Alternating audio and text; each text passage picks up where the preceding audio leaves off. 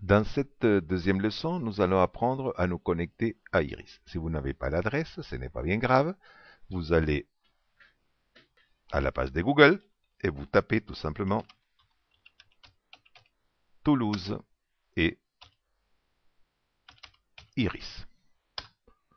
Et la première référence qu'on vous donne, c'est le site de la fac, le site Iris. On clique sur le site d'Iris.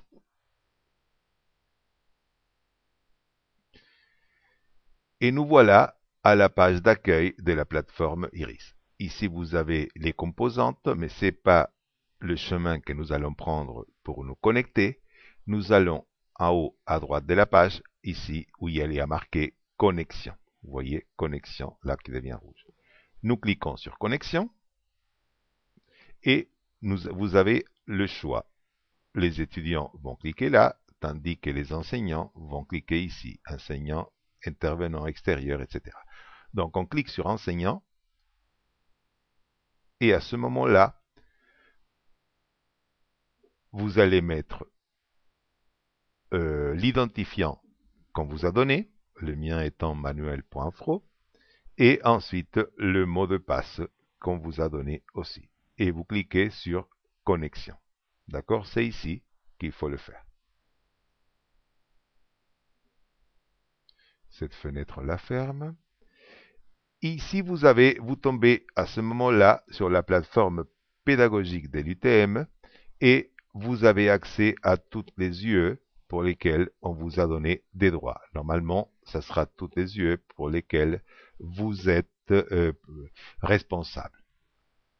Moi, il y a quelques-unes dont j'étais responsable pour l'année dernière. Je vais vous montrer une UE, par exemple, LEA premier semestre, de Teresa.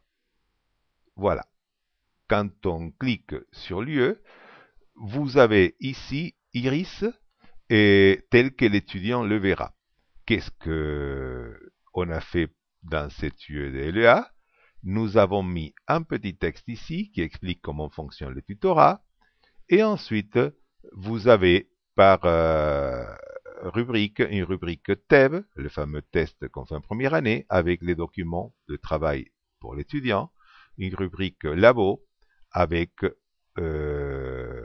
les cahiers labo, une rubrique mon labo avec un programme qu'on a fait pour les étudiants et les différentes leçons. Voilà, tout ça c'est organisé déjà dans cette page. On retourne à la page où il y a répertorié toutes les UE auxquelles on a accès. Et maintenant, je vais cliquer dans une qui est vierge.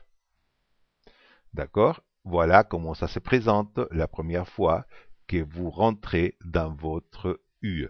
C'est une étagère, comme vous voyez, vide. Qu'est-ce que vous voyez? Vous avez ici le menu fichier, la fameuse malle qu'on a vue dans la leçon précédente. Il se trouve ici l'accès au menu fichier. Très très important. D'accord? Un autre point très important, ça sera, on le verra plus tard, le mode édition quand on va ranger l'étagère. Pour l'instant, on va se concentrer sur le menu fichier qui va nous permettre de ramener sur Iris tous les dossiers et tous les fichiers qu'on a préparés sur notre bureau.